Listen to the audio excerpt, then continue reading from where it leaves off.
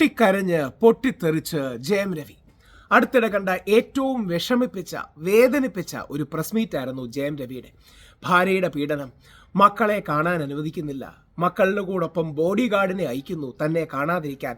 50 ലക്ഷം രൂപയാണ് 2 കുട്ടികൾക്കുമായിട്ട് എല്ലാ വർഷവും ജയം രവി ഫീസ് അടയ്ക്കുന്നത്. അവരെ ഒന്ന് കാണാൻ പോലും അനുവദിക്കുന്നില്ല. കുടുംബം തകർന്നത് കാരണം, ഭാര്യയുടെ നിരന്തര മാനസിക പീഡനങ്ങൾ കാരണം സ്വയം കൈ വേദനിപ്പിച്ചു, അല്ലെങ്കിൽ കൈ മുറിച്ചു, സ്വയം വേദനിപ്പിച്ചു തുടങ്ങി. ഞാനിനിയും കുറച്ചു കാലം മാത്രമേ ലോകത്തുണ്ടാവൂന്ന് വളരെ അറിയപ്പെടുന്ന നടൻ, അതായത് ചോള രാജാവായിട്ടടക്കം നമ്മുടെ PS2-അടക്കം ഏറ്റവും ഗംഭീരമായി പെർഫോം ചെയ്തൊരു നടൻ്റെ വിലാപം കാണുമ്പോൾ ഏറ്റവും വേദനയും വിഷമവും തോന്നുന്നുണ്ടായി. ഞാൻ എന്നാൽ രാത്രി വീഡിയോ വേണമെന്ന് വിചാരിച്ചാണ്, പക്ഷേ എനിക്കത് കണ്ട് ഞാൻ മൂഡ് ഓഫ് ആയിപ്പോയി. അതുകൊണ്ടാണ് ഇതൊക്കെ കൊണ്ടാണ് ഈ മെൻസ് കമ്മീഷൻ അടക്കമുള്ള ആവശ്യം വേണമെന്ന് പറയുന്നത്. അത്രയധികം വേദന തോന്നിയ, വിഷമം തോന്നിയ ഒരു കാര്യമാണ്. ഓരോരുത്തരും കാണുകയും തിരിച്ചറിയേണ്ടയും കാര്യമാണ്. കാര്യം ഇന്നത് ജയം രവി ആണെങ്കിൽ നാളെ നമ്മുടെ സഹോദരനോ നമ്മുടെ മക്കൾക്കോ ഒക്കെ സംഭവിക്കാം.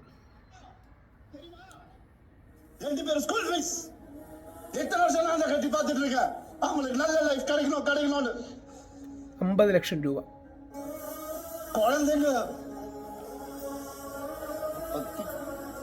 பாசத்தை பத்தி பேசாதீங்க, நம்ம யாருக்கும் எதுவுமே தெரியாது. டெய்லி நைட் உட்காந்து அவன் செஸ் கத்துக்குவான், சின்ன பையன் டெய்லி உட்காந்து விளையாடுவான். நான் அவன்கிட்ட தோத்து போவேன். நான் என்ன சொல்றீங்களா? குழந்தைங்க மேல அன்பு இல்லைங்க.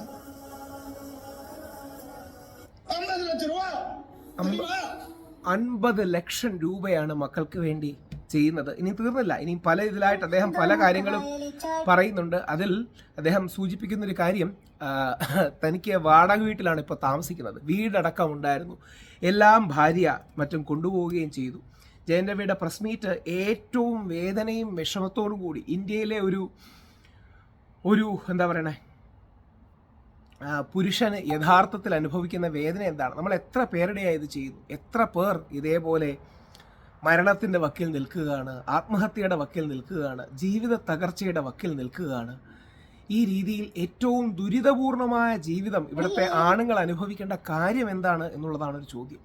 ആ രീതിയിൽ ഏറ്റവും വിഷമകരമാണ്. ഞാൻ ജയം രവിയുടെ 1-2 ബൈറ്റ്സും കൂടെ കാണിക്കാം, പല ചാനലിലായിട്ട് വന്നിട്ടുള്ളതാണ്, ഞാൻ എടുത്ത് കാണുകയായിരുന്നു.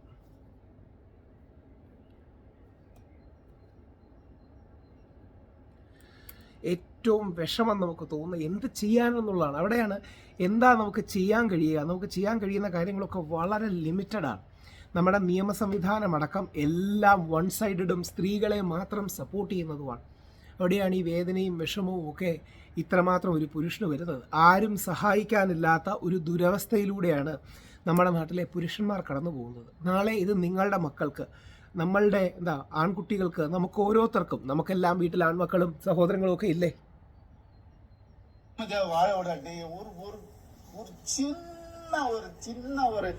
ஒரு அன்பு இருந்திருந்தா எதுக்கு வந்திருப்பா, ஏன் வந்திருப்பா? யாராவது யோசிச்சு பாத்தீங்களா? நான் இப்படி பேசணுமா? இத்தனை வருஷம் நான் கஷ்டப்பட்டு வாழ்ந்து என் மேல ஒரு பிளாக் மார்க் இல்லாம 23 வருஷம் எவனாவது இருக்கானா கேட்டு பாருங்க. എന്റെ ജീവിതത്തിൽ ഒരു ബ്ലാക്ക് മാർക്ക് പോലും ഇല്ല. 23 വർഷമായി.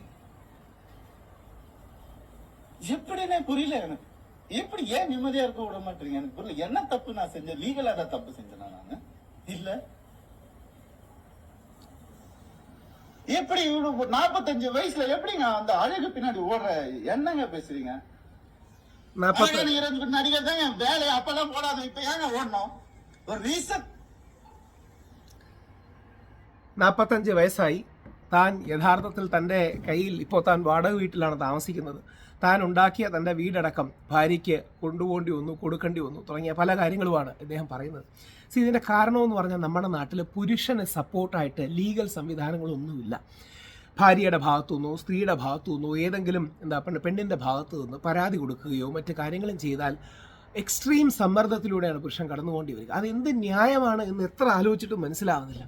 കല്യാണം കഴിച്ചു കഴിഞ്ഞ് അങ്ങനെ പലരുടെയും ജീവിതം തരുന്നുണ്ട്. കല്യാണം കഴിച്ചു കഴിഞ്ഞ് സ്ത്രീയും അവളുടെ പ്രശ്നം കാരണം ഡിവോഴ്സായി, പുരുഷൻ്റെ പകുതി സ്വത്ത് സ്ത്രീക്ക് കൊടുക്കണം. എന്ത് ന്യായമാണ്? യഥാർത്ഥത്തിൽ പല ആൾക്കാരും, അതായത് പുരുഷനെ കാട്ടി സാലറി ഉള്ള സ്ത്രീ കാണും, പുരുഷനെ കാട്ടി ശമ്പളമുള്ള സ്ത്രീ കാണും, പക്ഷേ അവൾക്ക് ജീവിത ചെലവിന് കൊടുക്കണം. അപ്പോൾ ടൂ മച്ച് ലോപ്പ് സൈഡഡ് നിയമങ്ങളാണ് നമ്മുടെ നാട്ടിലുള്ളത്. അതിനൊരു മാറ്റം വരണം. ജയൻ രവിയുടെ ആ വിഷമം ഭയങ്കര വേദനയും വിഷമമായി. നമുക്ക് പക്ഷേ ഹെൽപ്ലെസ് ആണ്. ഞങ്ങൾ തമിഴ്നാട്ടിൽ കുറച്ച് സുഹൃത്തുക്കളോട് നമ്മളാൽ കഴിയുന്ന എന്തെങ്കിലും സപ്പോർട്ട് ജയൻ രവിക്ക് കൊടുക്കാമോ തുടങ്ങിയ കാര്യങ്ങൾ സംസാരിച്ചു. പക്ഷേ നമ്മൾ പലരും ഹെൽപ്ലെസ് ആണ്. പുരുഷന്മാരെ രണ്ടാം തരം പൗരന്മാരായി കാണുന്ന, പുരുഷന്മാർക്ക് അവകാശങ്ങളോ അധികാരങ്ങളോ ഇല്ലാത്ത നിയമപരമായ ഓർഫൻസ് ആണ് പുരുഷൻസ്, അല്ലെങ്കിൽ പുരുഷന്മാർ, മെൻ എന്ന് തിരിച്ചറിയുന്ന ഒരു അവസ്ഥ നമുക്കുണ്ടാകണം. മെൻസ് കമ്മീഷൻ പോലുള്ള കാര്യങ്ങൾ, ബാലൻസ്ഡായ നിയമങ്ങൾ, അതാണ് യഥാർത്ഥത്തിൽ പ്രധാനം. ആ ബാലൻസ്ഡായ നിയമങ്ങൾ ഉണ്ടാകട്ടെ എന്ന് പ്രാർത്ഥിക്കും. ജയൻ രവിയുടെ വിഷമത്തിൽ നിന്ന് അദ്ദേഹത്തിന് പെട്ടെന്ന് തിരിച്ചു വരാൻ കഴിയട്ടെ.